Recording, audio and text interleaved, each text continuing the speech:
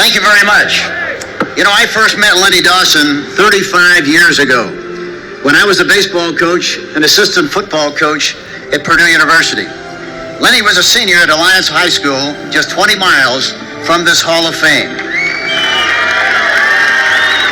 He was an all-state quarterback, an all-state basketball player, baseball player, and an excellent student. Lenny was shy and he was quiet, but had an air of confidence and poise that was very, very contagious. My first game starting a football game in high school was at that stadium where they have the Hall of Fame game. I was the first player born and raised in Stark County to go into the Pro Football Hall of Fame. My family sitting out in the audience, some place that I was very familiar with, and how proud they were of me is very, very special.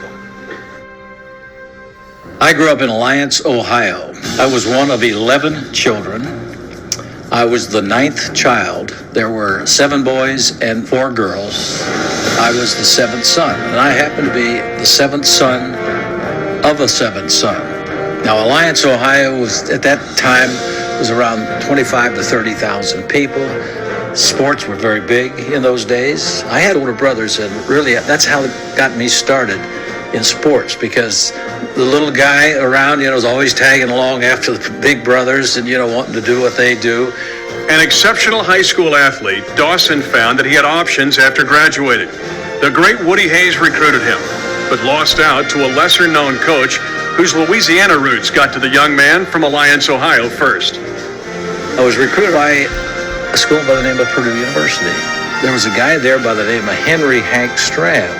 He was a former player there. He was an assistant coach. The chemistry Dawson had established with the Boilermaker assistant coach, Hank Stram, spawned a friendship.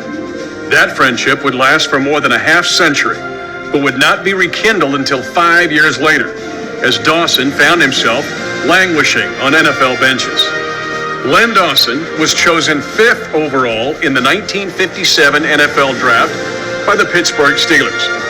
Playing behind such great signal callers as Earl Morrall and Jack Kemp, Dawson became frustrated and eventually was traded to the Cleveland Browns, where he found the situation to be the same. His inability to get playing time was disheartening until an old friend re-entered the scene. And after 5 years, I hadn't done anything in professional football. I hadn't had the opportunity, really. And it was interesting because they had a coaches convention in Pittsburgh where I was living at the time. And Hank Stram came to town. He was then the new head football coach for the Dallas Texans of this American Football League. I had breakfast with him, and he was asking about how things were going for me, and I wasn't very happy because I hadn't had a chance to play. He said, if you ever get a chance to get free, give me a call. I'd love to have you.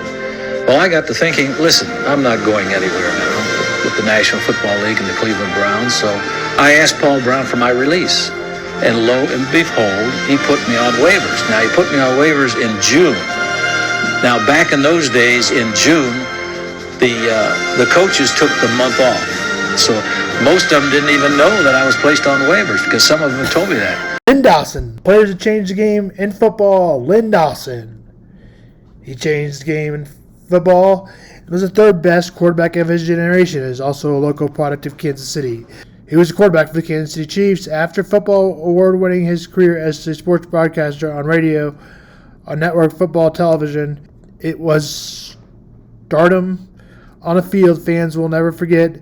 Dawson always thought the Chiefs would return to the Super Bowl, but it would ever happen during his career. And at the age of 41, Dawson retired from playing. I'm a 7th son of a 7th son.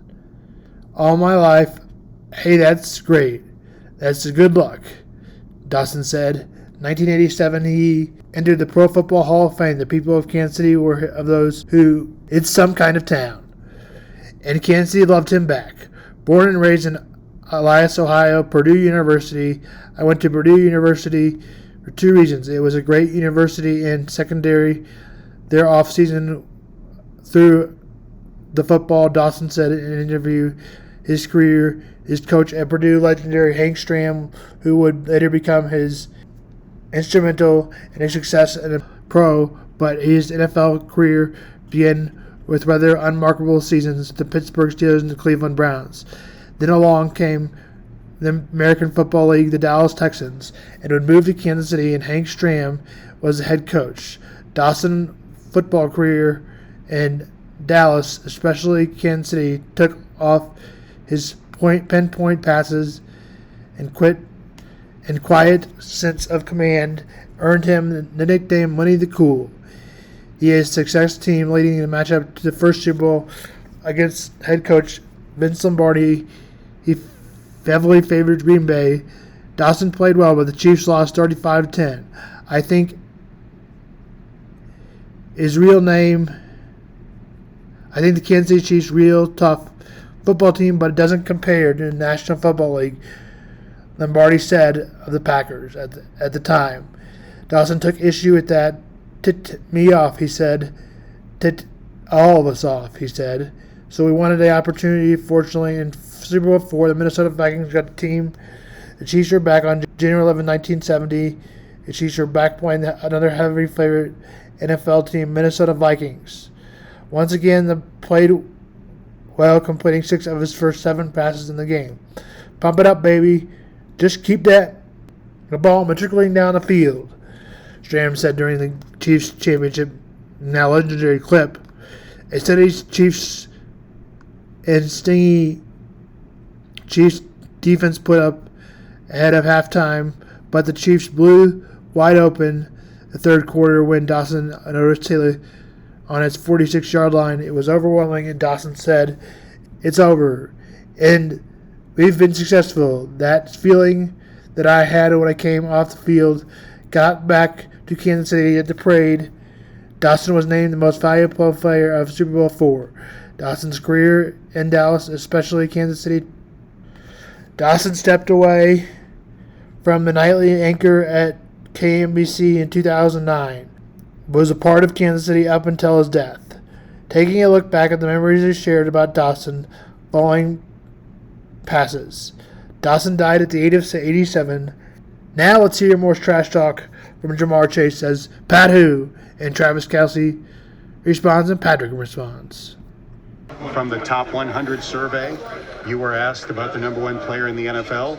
With very little hesitation, you said Joe Burrow. Joe Burrow. Everybody knows that, yeah. I mean, that's easy. MVP. He said Pat. Who said Pat? Joe. Pat who? This is not getting old, clearly, for us here on Total Access, because it really is the ultimate mic drop. Patrick Mahomes, 2 rings, that's who. As for the back and forth, well, it's not done. Travis Kelce didn't mind speaking his mind on Chase. Who doesn't love some good locker room banter, man? Shout out to Jamar Chase for, holding it down for his QB, but don't you ever disrespect Pat Mahomes now. If you want to talk your pimp, just better back it up. Now that we've heard from Patrick and Travis Kelce, let's move on to baseball. The Kansas City Royals and the Cardinals and the Cubs have the day off, so we will start with the White Sox. Then we'll go back local to Kansas City and then St. Louis and the Cubs. The White Sox lost to the Angels yesterday 2-1. The White Sox come in tonight's game 36-46. The Angels come in 43-37. Shohei Ohtani, the best player in baseball, will start for the Angels. Some people might say Mike Trout, but he doesn't hit and pitch. Angels host. Game time is at 8:38 Central Time. Royals coming off a day off. Royals are on a hot streak as they've won 2 out of 4. Don't worry, it's not hot. Really, just for the Royals it is. Gavin Williams will go for the Indians, and Brady Singer will go for the Royals. The Royals are still 22-56. Royals to host. Game time is at 7:10. The Cardinals will host the Astros. The Cardinals are 32-45. Astros will send Faber Valdez to the mound. Jordan Montgomery will go for the Cardinals. Game time 6:45. Cubs come in 2 games under at 37-39. Meanwhile, the Phils come in at 40-37. Rangers Suarez will go for the Phillies, and Jameson Tomlin will get the nod for the Cubs game time from Wrigley Field is at 7:10. This is Sam Vaughn.